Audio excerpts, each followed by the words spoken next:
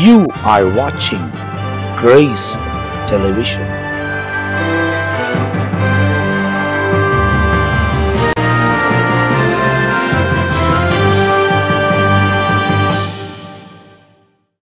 ஆண்டவரும் அருமை இரட்சகராக இயேசு கிறிஸ்துவின் நாமத்தினால் மீண்டுமாய் இந்த சுவிசேஷம் என்ற நிகழ்ச்சியில உங்களை வரவைப்பதிலே நாங்கள் மிகுந்த சந்தோஷம் அடைகிறோம். சுவிசேஷம் ரொம்ப துல்லியமாய் உங்களுக்கு அறிவிக்கப்பட்டு வருகிறது. வசனமாய் அதில் உள்ள ஒவ்வொரு காரியத்தையும் இணைத்து அதுக்குள்ள இருக்கிற காரியங்களை ஆராய்ந்து ஆவியானவருடைய உதவியினாலே நிறைய காரியங்களை ஆராய்ந்து அறிந்து தேவனுடைய ஊழியக்காரர்கள் நம்மத்தில் வந்து கர்த்தருடைய வார்த்தைகளை தெளிவாய் போதிக்கிறதை நீங்கள் இங்க பார்க்க முடியும். எனவே நாம் இந்த சுவிசேஷன் நிகழ்ச்சி தொடங்கி சரித்திரங்கள் எல்லாம் முடித்து அநேகருடைய வாழ்க்கை வரலாறை குறித்து நாம் பார்த்துவிட்டு அதுக்கு பிறகு புத்தகமாய் தியானிக்க வேண்டும் என்று மத்திய எழுதின சுவிசேஷத்திலிருந்து நாம் தொடர்ந்து தியானித்து வருகிறோம். போன எபிசோட பார்த்தவர்கள் 3ஆம் அதிகாரம் 1ஆம் வசனத்திலிருந்து 12ஆம் வசனம் வரை இந்த யோவான் ஸ்தானங்களை குறித்து ஏராளமான காரியங்கள் சொல்லிக்கப்பட்டிருக்கிறதை நாம் கவனித்து வருகிறோம். 3 வசனங்கள் தான் தியானிக்க முடிந்தது, நேரம் முடிந்தது. ஆனா அதை தொடர்ச்சியாய் இந்த நேரத்துல ரெவரண்ட் ஜெயக்குமார் அவர்கள் பேசிக்கொண்டே இருக்கும் போது அந்த நேரம் முடிந்ததுனால அங்கே நிறுத்தப்பட்டது. அதை தொடர்ச்சியா தான் இந்த எபிசோட நம்ம தொடங்க போகிறோம்.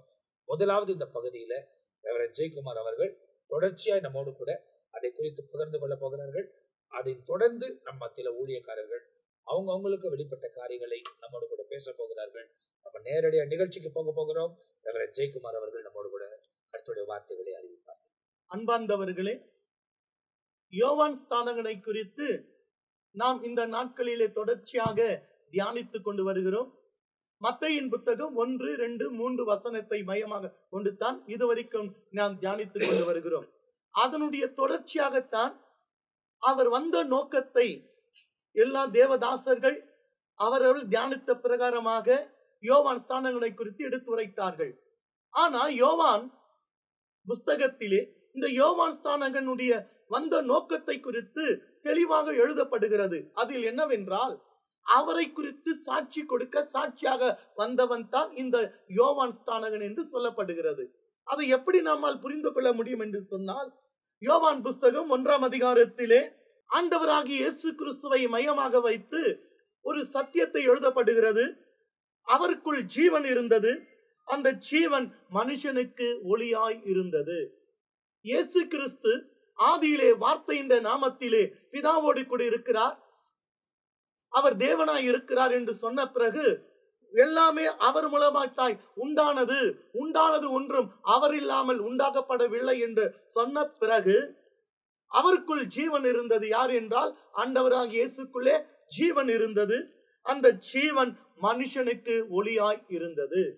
அந்த ஒளியை குறித்து சாட்சி சொல்ல சாட்சியாக வந்தவன் தான் இந்த யோவான் ஸ்தானகன். அதை குறித்த வேதத்தை பார்க்கும் பொழுது, அவருக்குள் ஜீவன் இருந்தது, அந்த ஜீவன் மனுஷனுக்கு ஒளியாய் இருந்தது, அந்த ஒளி இருளில் பிரகாசிக்கிறது, இருளானது அதை பற்றி கொள்ளவில்லை. அப்ப அந்த ஒளி இருளில் பிரகாசிக்கிறது. எங்கே பிரகாசித்து என்று சொன்னா, 2000 வருஷத்துக்கு முன்பாக பாவம் எனும் இருளில் சூழ்ந்த இந்த பூமியிலே பிரகாசிக்கிறது. அந்த இருள் அவரை பற்றி கொள்ள முடியவில்லை. அதாவது இருள் என்பது பாவத்தை குறிக்கிறது. அவர் பூமியிலே பாவத்தை ஜெயமாய் விழுந்தவர், ஜெயமாய் பெற்றவர். அந்த பாவம் அவரை மேற்கொள்ளவில்லை. அவர் பாவத்தை வென்றவர், உலகத்திலே பாவத்தை வென்றவர், பாவம் இல்லாதவர், பரிசுத்தம் உள்ளவர் என்று சொன்னால் நாம் ஆராதிக்கிற தேவனாகிய கர்த்தராய் இருக்கிற இயேசு கிறிஸ்து ஒருவர் மாத்திரமே. ஏன்னா பாவிகளை ரட்சிக்க வந்தவரும், பாவத்துக்கு தன் ஜீவனை தந்தவரும், பாவத்தை மேற்கொண்டவரும் அவரிடத்தில் என்ன இல்ல, பாவம் இல்லை, பாவம் அறியாத சுத்த கண்ணனாக வாழ்ந்தவர். அப்ப அவரை குறித்து சொல்லும் பொழுது, அந்த ஒளி இருளில் பிரகாசிக்கிறது, இருளானது அதை பற்றியும்னா, இருள் என்பது பாவத்தை குறிக்கிறது. அதுக்குள்ளே அவர் பூமியில் பாவப்பட்ட பூமியிலே வந்தார். ஆனா அவர் பாவத்தை மேற்கொண்டார், பாவத்தை அவர் ஜெயமாய் விழுங்கினார் என்று சொல்லப்படுகிறது. ஆனா வசனத்தை இப்பொழுது யோவான் ஸ்தானகனை இங்கே கொண்டு வருகிறார்கள். தேவனால் அனுப்பப்பட்ட ஒரு மனுஷன் இருந்தான், அவன் பேர் யோவான். அப்ப அவன் வந்த நோக்கத்தை அடுத்த வசனத்தில் பார்க்கிறோம். அவன் தன்னால் எல்லோரும் விசுவாசிக்கும்படி அந்த ஒளியை குறித்து சாட்சி கொடுக்க சாட்சியாக வந்தவன். அப்போ யோவானுடைய பிறப்பிலே அநேக காரியத்தை பார்க்க முடியும். ஏசாயா தீர்க்கதரிசி சொல்லும் பொழுது வனாந்தரத்தில் கூப்பிடக்கூடிய சத்தமாய் இருக்கிறான் என்று எழுதுகிறார். ஒவ்வொரு புத்தகத்திலே யோவான் ஸ்நானகனை பார்க்கும் பொழுது அவர் வந்த நோக்கத்தை ஒவ்வொரு கண்ணோட்டத்தோடு கூட எழுதி வைத்திருக்கிறார்கள். நாம் தியானித்து வருகிறோம். ஆனால் இந்த யோவான் புஸ்தகத்திலே பார்க்கும் பொழுது அவர் அந்த ஒளியை குறித்து, அந்த ஒளி எங்க இருந்தது? ஆதியிலே வார்த்தை என்ற நாமத்தில் தேவனோடு கூட இருந்தது, அது தேவனாய் இருந்தது என்பதை தெளிவாய் எழுதுகிறார். எழுதின பிறகு தேவனால் அனுப்பப்பட்ட ஒரு மனுஷன் இருந்தான், அவன் பேர் யோவான். அவன் தன்னால் எல்லோரும் விசுவாசிக்கும்படி, யாரை விசுவாசிக்கணும்? ஆண்டவராகிய இயேசு கிறிஸ்துவை. வார்த்தை என்ற நாமத்தில் இருக்கிறாரே, அவருக்குள் ஜீவன் இருந்ததே, அந்த ஜீவன் உலகத்தில் பிரவேசிக்கிறதே, அந்த ஜீவன் மனுஷனுக்கு ஒளியா இருக்கிறதே. மனுஷனுக்கு எப்படி இருக்கு? ஒளியா இருக்கிறது. அதை குறித்து சாட்சி கொடுக்க அவன் மூலமாக, வசனம் சொல்லுது, எல்லோரும் தன்னால் விசுவாசிக்கும்படி அந்த ஒளியை குறித்து சாட்சி கொடுக்க சாட்சியாக வந்தவர். இந்த இடத்துல பாருங்க, ஒவ்வொரு ஊழியரையும் தேவன் ஒரு நோக்கத்துக்காக அழைக்கிறார். யாரைக்கும் தான் சுய நோக்கத்துக்காக அல்ல, தேவனுடைய சித்தம், தேவனுடைய நோக்கத்துக்காகத்தான் அழைக்கிறார். இந்த இடத்துல யோவான் ஸ்நானகனை ஒரு நோக்கத்துக்காகத்தான் தேவன் தீர்க்கதரிசியின் மூலமாக முன்கூட்டியே சொல்லப்பட்டு அனுப்பப்பட்ட நோக்கம் என்னன்னு சொன்னா, எத்தனையோ நோக்கம் வேதத்தில் இருக்கு, நம்ம இல்லைன்னு சொல்லி மறுதலிக்க முடியாது. அதில் மேன்மையாக யோவான் ஸ்நானகன் யோவான் எழுதும் போது சொல்றாரு, அவன் தன்னால் எல்லோரும் விசுவாசிக்கும்படி அந்த ஒளியை குறித்து சாட்சி கொடுக்க சாட்சியாக வந்தவர். இப்ப நம்ம யாருக்கு சாட்சி கொடுக்கணும்? ஆண்டவராகிய இயேசுவை தான். இன்னைக்கு சாட்சி சொல்றாங்க. என்ன சாட்சி? என் மூலமா நடந்துச்சு, என் மூலமா என் கூட்டத்துல நடந்துச்சு, நான் ஜெபிக்கும் போது நடந்துச்சு, தன்னைத்தான் சாட்சி சொல்லுகிறார்களே தவிர நான் யாரு குற்றப்படுத்தலைங்க, அது தவறு என்று சுட்டி காட்டுகிறேன். ஏனென்றால் எல்லாமே அவரை குறித்து சாட்சி கொடுத்து செய்கிறோம், பிரசங்கிக்கிறோம், அற்புத அடையாளம் நடக்கிறது, பிசாசுகளை துரத்துகிறோம், கர்த்தருடைய நாமத்தை மகிமைப்படுத்துகிறோம். எல்லாம் அவர்களுடைய நாமத்துக்கு மகிமைக்கென்று சாட்சி கொடுக்கத்தான் தேவன் நம்மை அழைத்திருக்கிறார், அபிஷேகித்திருக்கிறார். அதைத்தான் யோவான் ஸ்நானகனை இந்த இடத்துல எழுதும் பொழுது அவன் அந்த ஒளி அல்ல, அந்த ஒளியை குறித்து சாட்சி கொடுக்க சாட்சியாக வந்தவன். ஒளியை குறித்து சாட்சி கொடுக்க சாட்சியாக வந்தவன். சாட்சி கொடுக்க சாட்சி. அப்ப இவர் என்னவா மாறுகிறாங்க? சாட்சியாய் மாறுறாரு. இயேசுவை குறித்து சாட்சி கொடுக்க இவர் என்னவா மாறுறாரு? சாட்சியா மாறு. அப்ப நம்ம என்னவா மாறணும்? ஆண்டவராகிய இயேசுவை குறித்து சாட்சி சொல்ல நாம் சாட்சிகளாக மாறணும். நாம் ஒரு சாட்சி. இயேசு என்னை ரட்சித்தார், என் பாவத்தை மன்னித்தார், எனக்கு சமாதானம் இருக்கிறது, நித்திய ராஜ்யத்தை எனக்கு அவர் தருகிறார் என்று அவருடைய நாமத்தை சொல்லி சாட்சியாக நாம் சாட்சி சொல்லணும். அவரை குறித்து சொல்வதை விட நம்மை குறித்து சொல்வதுதான் அதிகமாக இருக்கிறது. அது தவறு. அப்போ அவரை குறித்து சாட்சியாக வந்தவன் இப்ப என்ன சாட்சி கொடுக்கிறார் பாருங்க.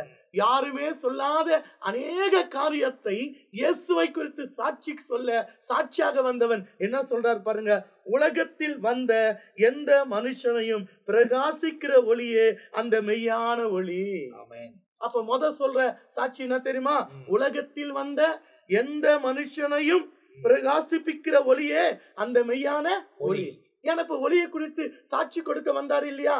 அப்ப அந்த ஒளி என்ன சொல்ற? அந்த ஒளியை குறித்து உலகத்தில் வந்த எந்த மனுஷனையும், அவர் சிறியவனை புழுதிலிருந்து எளியவனை குப்பைந்து உயர்த்துகிற தேவன். அது எப்படி வந்துச்சு? அந்த ஒளியாயிருக்கிற இயேசு உலகத்தில் வந்த எந்த மனுஷனையும், ஜாதி மதம் வேறுபாடு இன்றி, ஏழைகள் பணக்காரர் யாரும் இல்லாம எல்லாரையும், வசனம் சொல்லுது, உலகத்தில் வந்த எந்த மனுஷனையும் பிரகாசிக்கிற ஒளியே அந்த மெய்யான ஒளி. மெய்யான ஒளி யாருன்னு சொன்னா ஆண்டவராகிய இயேசு. மனுஷன் ஒளியை தேடி எங்கெங்கயோ ஓடுறான். ஆனா உலகத்தில் மெய்யான ஒளி எந்த ஒளி? இயேசு ஒருவரே மெய்யான ஒளி. அவர் தான் எல்லாரும் பிரகாசிப்பிக்கிற மெய்யான ஒளி. அவரிடத்தில் வாயா, உன்னை என்னை பிரகாசிக்க அவர் வல்லவராய் இருக்கிறார். ஒளியை தேடி மனுஷன் எத்தனையோ மைல் ஓடுறான். அதல்ல, இயேசு சொல்றார், யோவான் ஸ்நானகன் இயேசுவை சாட்சி சொல்லும் பொழுது உலகத்தில் வந்த எந்த மனுஷனையும் பிரகாசிப்பிக்கிற மெய்யான ஒளி, அந்த மெய்யான ஒளி, அந்த ஒளியே மெய்யான ஒளி. அடுத்து சொல்றாரு, அவர் உலகத்தில் இருந்தார், உலகம் அவர் மூலமாய் உண்டாயிற்று. தெளிவா எழுதுகிறார். அவர் உலகத்தில் இருந்தார், உலகம் அவராலே உண்டாயிற்று. ஏன்னா 2ஆம் வசனம் சொல்லுது, 3ஆம் வசனம் சகலமும் அவர் மூலமாய் உண்டாயிற்று.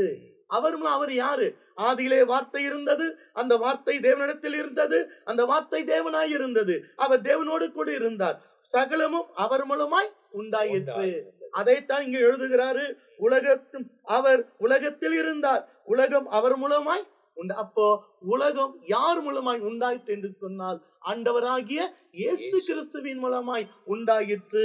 உலகமோ அவரை அறியவில்லை. உண்டாக்கின தேவனை அறியவில்லை. அவர் எதை படைத்தாரோ அதைத்தான் அறிஞ்சுக்கிறானே தவிர உண்டாக்கின தேவனை என்ன செய்யல, இன்னும் அறியல. சிருஷ்டிகரை தொழுது கொள்ளாமல் சிருஷ்டிக்கப்பட்டவைகளை என்ன செய்யறான், தொழுது கொள்கிற. அதான் எழுதுறாரு, உலகமோ அவரை அறியவில்லை. அவர் தமக்கு சொந்தமானதிலே வந்தார், அவருக்கு சொந்தமானவர்களே அவர் என்ன செய்யல, வேதனையா சொல்றார். சொந்தமா யூத ஜாதியில வந்தாரு, யூதர்கள் அவர் என்ன செய்யல, ஏற்றுக்கொள்ளவில்லை. அழகா எழுதுகிறார். அடுத்து சொல்றாரு, அவருடைய நாமத்தின் மேல் விசுவாசம் உள்ளவர்களாய் அவரை ஏற்றுக்கொண்டவர்கள் எத்தனை பேர்களோ அத்தனை பேர்களும் தேவனுடைய பிள்ளையாகும்படி அவர்களுக்கு அதிகாரம் கொடுத்தார். உலகத்தில் இருக்கிறாரு, உலகம் அவரை அறியவில்லை. அவர் சொந்தமானே வந்தாரு, சொந்தமா அவங்கள அறியல. கடைசியில பார்த்தாரு, அவர் தமக்கு சொந்தமானே இல்ல, அவருடைய நாமத்தின் மேல் விசுவாசம் உள்ளவர்களாய், அவருடைய நாமத்தின் மேல் விசுவாசம் உள்ளவராய் அவரை ஏற்றுக்கொண்டவர்கள். இந்த இடத்துல ஜாதி மதம் இல்ல, அவருடைய நாமத்தின் மேல். ஏன்னா பூமியில எத்தனையோ நாமங்கள் உண்டு, எல்லா நாமத்துக்கு மேலான நாமம் இயேசுவின் நாமம். என்னுடைய நாமம் எல்லாம் வேறொரு நாமம் இல்ல. என் நாமத்தை பிரசவப்படுத்துகிற எந்த ஸ்தானத்திலும் உன்னிடத்துல வந்து நான் உன்னை என்ன செய்வேன், ஆசீர்வதிப்பேன். அப்போ வசனம் சொல்லுது, அவருடைய நாமத்தின் மேல் விசுவாசம் உள்ளவர்களாய் அவரை ஏற்றுக்கொண்டவர்கள் எத்தனை பேர்கள், எத்தனை கோடினா இருக்கட்டும், வசனம் சொல்லுது அத்தனை பேர்களும் தேவனுடைய பிள்ளையாகும்படி அவர்களுக்கு அதிகாரம் கொடுத்தார். ஆமென். இந்த இடத்துல பாத்தீங்கன்னா தொடர்ச்சியா இவரை குறித்து ஏராளமான காரியம் சொல்லப்பட்டிருக்கு. ஒரு முக்கியமான காரியத்தை நம்ம பார்க்கும் போது, இந்த மத்தேயு எழுதின சுவிசேஷம், மார்க் எழுதின சுவிசேஷம், லூக்கா எழுதின சுவிசேஷம், யோவான் எழுதின சுவிசேஷம், இந்த மத்தேயு மார்க் லூக்கால நிறைய காரியங்கள் மூன்றுலயும் வரும். ஆனா யோவான்ல நிறைய காரியங்கள் அது குறித்து சொல்லப்பட்டிருக்காது. ஆனா இந்த யோவானை குறித்து அவரும் ரொம்ப தெளிவாக எழுதி வைத்திருக்கிறார். அப்படியானால் ரொம்ப முக்கியமான சில விஷயங்கள் இந்த யோவான் மூலியமா இந்த உலகத்துக்குள் தேவன் கொண்டு வந்தார். ஆகையால் தான் வழியை ஆயத்தம் பண்ணப்படக்கூடியவர்களாய் அவரை இந்த உலகத்துக்குள் அனுப்பி வைத்தார். அதை குறித்து இன்னும் ஏராளமாய் நம்ம மத்தியில பிஷப் பென்னி ஏசாயா அவர்கள் தொடர்ச்சியாய் பகிர்ந்து கொள்ள போகிறார்கள். நாம் இப்போது கேட்ட வசனத்திலே அந்த இயேசுவை குறித்து சாட்சி கொடுத்தார் யோவான் ஸ்நானன் என்று சொல்லி நாம் வாசித்தோம். இன்னும் ஒரு சில குறிப்புகளை நாம் பார்க்க போகிறோம். இயேசுவை குறித்து எப்படி பழைய ஏற்பாட்டிலே தீர்க்கதரிசனம் சொல்லப்பட்டதோ அதே போல யோவான் ஸ்நானனை குறித்தும் பழைய ஏற்பாட்டிலே தீர்க்கதரிசனம் உரைக்கப்பட்டிருக்கிறது. இங்க யோவான் ஸ்நானன் கர்த்தருக்கு வழியை ஆயத்தப்படுத்துங்கள் என்று சொன்னார் அல்லவா? இப்படி கர்த்தருக்கு வழியை ஆயத்தப்படுத்துங்கள் என்ற ஒரு சத்தம் உண்டாகும் என்று சொல்லி தீர்க்கதரிசிகள் பழைய ஏற்பாட்டிலே சொல்லி இருக்கிறார்கள். நான் ஏற்கனவே சொல்லியிருக்கிறேன், இந்த அதாவது ஏசாயா தீர்க்கதரிசி புத்தகம் ஒரு சிறிய வேதாகமம் போல இருக்குது. முதல் 39 அதிகாரங்கள் பழைய ஏற்பாட்டை குறித்தும் 40வது அதிகாரத்திலிருந்து 66வது அதிகாரம் வரையிலும் புதிய ஏற்பாட்டை குறித்தும் அங்கே விவரிக்கப்பட்டிருக்குது. அதிலே குறிப்பாக புதிய ஏற்பாட்டிலே வரப்போகிறதான இயேசுவை குறித்தும் அங்கே வரப்போகிறதான வழி ஆயத்தப்படுத்துகிற அந்த யோவான் ஸ்நானனை குறித்தும் ஏசாயா தீர்க்கதரிசி புத்தகம் 40வது அதிகாரம் 3வது வசனத்திலிருந்து வாசித்து பார்ப்போம் என்று சொன்னால், இங்கே அந்த யோவான் ஸ்நானன் எப்படி பிரசங்கிப்பார், எப்படி அந்த வார்த்தையை சொல்லுவார் என்பதை குறித்து அங்கே சொல்லப்பட்டிருக்கிறது. வாசிக்கலாம். 40வது அதிகாரம் 3வது வசனத்திலிருந்து 5வது வசனம் வரையிலும். கர்த்தருக்கு வழியை ஆயத்தப்படுத்துங்கள், அவாந்தர வெளியிலே நம்முடைய தேவனுடைய பாதையை செவை பண்ணுங்கள் என்றும், பள்ளமெல்லாம் உயர்த்தப்பட்டு சகல மலையும் குன்றும் தாழ்த்தப்பட்டு கோணலானது செவ்வையாகி கரடு முரடானவை சமமாக்கப்படும் என்றும், கர்த்தரின் மகிமை வெளியரங்கமாகும், மாம்சமான யாவும் அதை ஏகமாய் காணும், கர்த்தரின் வாக்கு அதை உரைத்தது என்றும் வனாந்தரத்திலே கூப்பிடுகிற சத்தம் உண்டாயிற்று. இப்போ இந்த பகுதி தான் மத்தேயு சுவிசேஷம் 3வது அதிகாரத்துல தெளிவாய் சொல்லப்பட்டிருக்குது. என்னன்னு கேட்டா, மனம் திருங்கள், பரலோக ராஜ்யம் சமீபமா இருக்குது என்று பிரசங்கம் பண்ணினான். கர்த்தருக்கு வழியை ஆயத்தப்படுத்துங்கள். இங்க ஏசாயா தீர்க்கதரிசி புத்தகத்திலையும் 40வது அதிகாரம் 3வது வசனத்துல கர்த்தருக்கு வழியை ஆயத்தப்படுத்துங்கள் அப்படின்னு சொல்லப்பட்டிருக்கிறது. வனாந்தரத்துல கூப்பிடுங்களுடைய சத்தம் என்று சொல்லி இங்கே மத்தேயு 3வது அதிகாரத்திலையும் வாசிக்கிறோம், ஏசாயா 40வது அதிகாரத்திலையும் வாசிக்கிறோம். அப்படி என்றால் யோவான் ஸ்நானனை குறித்து தீர்க்க தரிசனம் சொல்லப்பட்டிருக்கிறது. சொல்றத பார்த்தானா அது வந்து இந்த 500 ஆண்டுகளுக்கு முன்பதாகவே சொல்லப்பட்டிருக்கிறது. அதுதான் ரொம்ப முக்கியம். அதே நேரத்துல இயேசுவை பற்றி எப்படி தீர்க்கதரிசனம் சொல்லப்பட்டிருக்கிறதோ அதே போல இயேசுக்கு வழியை ஆயத்தப்படுத்துகிற யோவான் ஸ்நானனை குறித்து பழைய ஏற்பாட்டிலே தீர்க்கதரிசனமாய் சொல்லப்பட்டிருக்கிறது. இன்னும் ஒரு வசனத்தையும் நாம் வாசிக்கலாம்.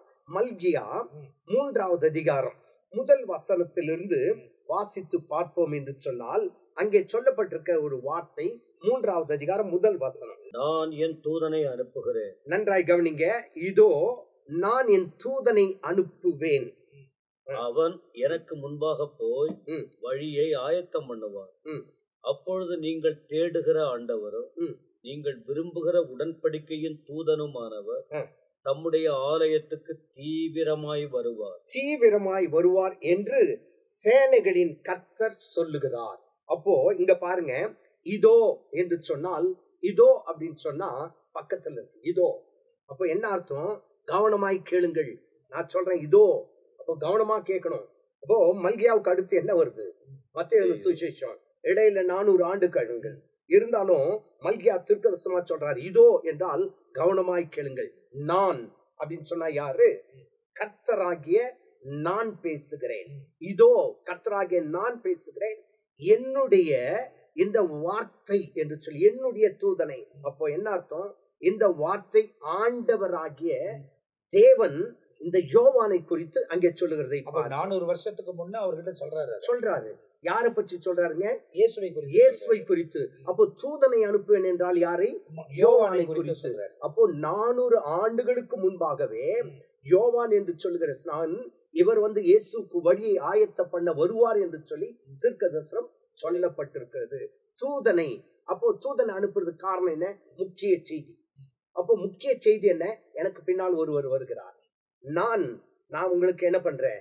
ஜலத்தினால் ஞானஸ்நானம் கொடுக்கிறேன், எனக்கு பின் வருகிறோம் அக்கினியினாலும் பரிசுத்த ஆவியினாலும் உங்களுக்கு ஞானஸ்நானம் கொடுப்பார் அப்படின்ட்டு எல்லாம் அங்க சொல்லுகிற ஒரு முக்கியமான செய்தி. தூதன் என்றால் முக்கிய செய்தி கொண்டு வருகிறார். அனுப்புவேன் என்று சொன்னால் ஒரு திட்டம். என்னன்னு கேட்டா, கவர்மெண்ட்ல இருந்து ஜீவோ வந்திருக்கு, எனக்கு ஒரு திட்டம், ஒரு திட்டத்தோடு கூட அவர் வர்றாரு. ஏன்னு கேட்டா, தம்முடைய ரத்தத்தை சிந்தி பாவங்கள் அற ஜனங்களை மன்னித்து அவர்களை ரட்சிக்க போகிறார் என்ற ஒரு திட்டம். அனுப்புவேன் என்று சொன்னால் ஒரு நோக்கம், ஒரு திட்டத்தோடு வருவது. அது மட்டுமல்ல, அப்படி அவன் எனக்கு முன்பாக போய், அப்ப யாருக்கு முன்பாக? ஆண்டவராகிய இயேசு கிறிஸ்துக்கு முன்பாக போய் வழியை ஆயத்தம் பண்ணுவான். அப்ப இது எங்க சொல்லப்பட்டிருக்குது? மல்கியா 3வது அதிகாரம் 1வது வசனத்திலே சொல்லப்பட்டிருக்கு. அப்ப என்ன அர்த்தம்? யோவான் ஸ்நானகன் வரப்போகிறார் என்பதை அங்க தெளிவாய் சொல்லி இருக்குது. கர்த்தருக்கு வழியை ஆயத்தப்படுத்துவார் என்றும் சொல்லப்பட்டிருக்கிறது. ஒரு முக்கிய செய்தியை கொண்டு வருகிறார் என்று சொல்லப்பட்டிருக்கிறது. தேவனால் அனுப்பப்பட்டவன் என்று சொல்லி அங்கே சொல்லப்பட்டிருக்கிறது. அதே போலதான் இயேசு கிறிஸ்துவின் பிறப்பை குறித்தும் சொல்லப்பட்டிருக்கிறது. அது மட்டுமல்ல, அப்படிக்கு இயேசு கிறிஸ்துவின் பிறப்பை குறித்து எப்படி முன்பாக அறிவிக்கப்பட்டதோ அதே போல யோவானின் பிறப்பை குறித்தும் முன்பாகவே அறிக்கை வைக்கப்பட்டதாக வசனத்திலே வாசிக்கிறோம். அது லூக்கான சுவிசேஷம் 1வது அதிகாரம் 13வது வசனத்திலே, கடந்த நிகழ்ச்சியிலே கடைசியாய் நான் சொன்னேன், உன் வேண்டுதல் கேட்கப்பட்டது, உன் வேண்டுதல் கேட்கப்பட்டது. உன் மனைவியாகிய எலிசபெத் உனக்கு ஒரு குமாரனை பெறுவாள், அவனுக்கு யோவான் என்று பெயரிடுவாயாக. அதாவது யோவான் என்று பெயரிடுவாயாக. யோவானை குறித்தும் அவருடைய பிறப்பை குறித்தும் முன் அறிவிக்கப்பட்டது மாத்திரமல்ல, இயேசுவை குறித்தும் அவருடைய பிறப்பை குறித்தும் முன் அறிவிக்கப்பட்டதாக மத்தேயு 1வது அதிகாரத்துல நாம் வாசிக்கின்றோம். அது என்னன்னு கேட்டா, முதலாவது அதிகாரம் 20வது வசனத்திலே பாருங்க, 21வது வசனம் பாருங்க.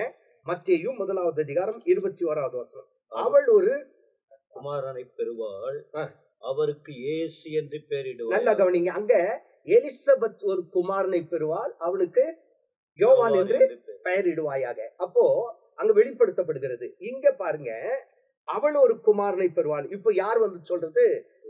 தூக்கத்தை தூதன் சொப்பனத்திலே தோன்றி அங்கே வெளிப்படுத்துகிறதாக பார்க்கிறோம்.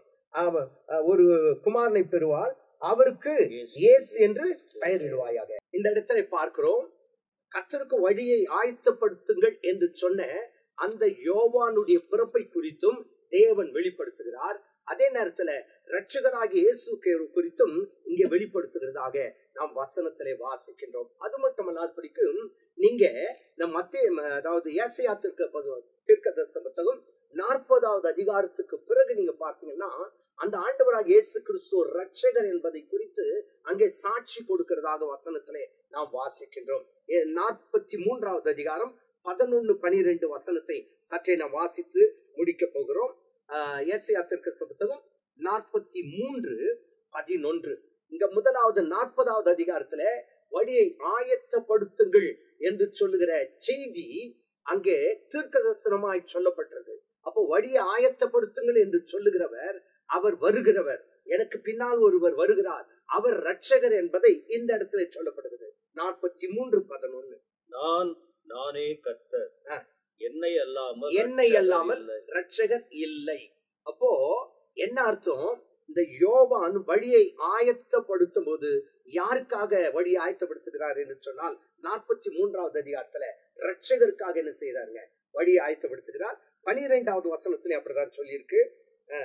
நானே அறிவித்து ரட்சித்து விளங்க பண்ணினேன், உங்களில் இப்படி செய்யத்தக்க அந்நிய தேவன் இல்லை. அப்போ இங்க பாருங்க, யோவானை குறித்து வெளிப்படுத்தின பிறகு யோவான் வந்து இந்த இரட்சகரை குறித்து வெளிப்படுத்துகிறதாக அங்கே பார்க்கிறோம். அதே போல ஏசாயா தீர்க்கதரிசன புத்தகம் 45வது அதிகாரம் 15வது வசனம், ஏசாயா தீர்க்கதரிசன புத்தகம் 45வது அதிகாரம் 17வது வசனம், ஏசாயா தீர்க்கதரிசன புத்தகம் 45:22வது வசனத்தை எல்லாம் பார்க்கும்போது அந்த இரட்சகரை குறித்து அங்கே சொல்லப்பட்டு இருக்கிறது. அப்போ யோவானும் இந்த உலகத்திற்கு வந்ததின் நோக்கம் என்ன என்று சொன்னால், அந்த இரட்சகரை குறித்து அவர் வெளிப்படுத்த அவர் கடந்து வந்திருக்கிறார். அது மட்டுமல்லாமல் எப்போ அந்த தரிசனத்தை அவர் பெற்றுக்கொண்டார் என்றால், குறிப்பாக சகரியா எப்போது தரிசனத்தை பெற்றுக்கொண்டார் என்றால், அந்த தூபப்படத்திலே போய் தூபத்தை காட்டும் போதுதான்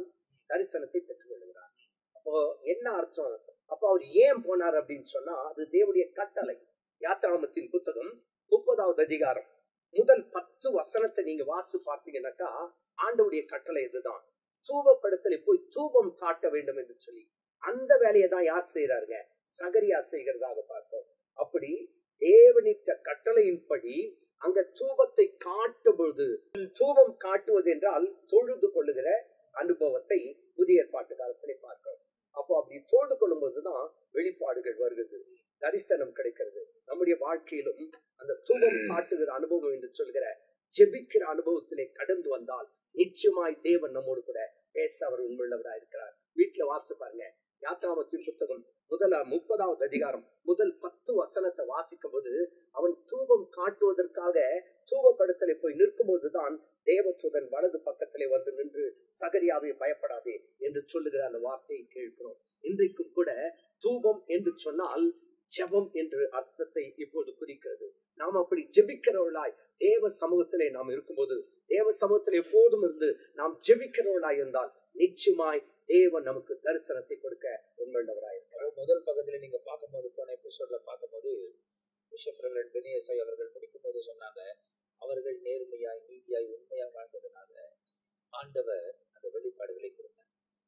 ஆண்டவர் அவங்க மூலியமாய் செய்ய வேண்டிய காரியங்களை அவங்களுக்கு செய்தார். இந்த முறை முடிக்கும் போது அவர்கள் தூபம் காட்டினார்கள். தூபம் காட்டுவது தொழுது கொள்வதற்கும் ஜெபிப்பதற்கும் அடையாளமா இருக்கிறது. அப்போது தரிசனம் பெற்றார்கள். அப்போ இன்னும் அநேக ஏராளமான காரியங்கள் வசனத்தின் ஆதாரத்தோடு உங்களுக்கு இந்த யோவான் ஸ்நானகனை குறித்து இன்னும் நிறைய காரியங்கள் அறிவித்துக் கொண்டே இருக்க போகிறோம். இன்னும் நிறைய காரியம் பேச வேண்டியது இருக்கிறது. ஒவ்வொரு வசனத்தை எடுக்கும் போது கோர்வையான வசனங்கள் எல்லாம் சொல்லும் போது எவ்வளவு காரியம் இதுக்கு சம்பந்தப்பட்டு இருக்கிறது என்பதை நீங்கள் துல்லியமாய் அறிந்து கொள்ள வேண்டும். இந்த யோவான் 4 பேரால சொல்லப்பட்டிருக்கிறவர்.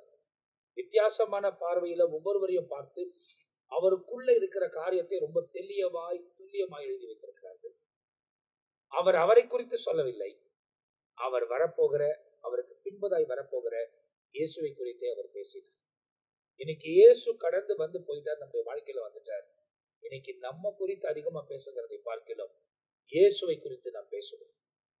அவர் அன்னைக்கு மேன்மைப்பட்டது போல ஆண்டவருடைய நாமத்தில உலக மேன்மை அல்ல, பரலோகத்தின் மேன்மை பெற்று தேவனோடு இணைந்து வாழ்வதற்கு ஆண்டவர் உதவி செய்வார். இன்னும் ஏராளமான காரியங்களை இந்த பகுதியில நாம் தியானிக்க போகிறோம். ஏன்னா இந்த செய்தி 400 வருஷம் இருண்ட காலத்துக்கு பிறகு வந்த செய்தி. அந்த இடத்துல இருக்கிற எல்லா காரியங்களையும் இந்த இடத்துல ரொம்ப தெளிவாய் நமக்கு சொல்லப்பட்டிருக்கிறது. அதில் தொடர்ந்த நிகழ்ச்சியை பாருங்க. இன்னும் ஆண்டவர் ஏராளமான காரியங்களை நமக்கு கற்றுக் கொடுக்க போகிறார். மீதியான காரியங்களை அடுத்த எபிசோட நாங்க பார்க்க போகிறோம். இப்போது நாங்கள் 5 ஊழியக்காரர்களும் உங்களோடு கூட இருந்து விடைபடுகிறோம். கர்த்தர் உங்களை ஆசீர்வதிப்பாராக. ஆமென்.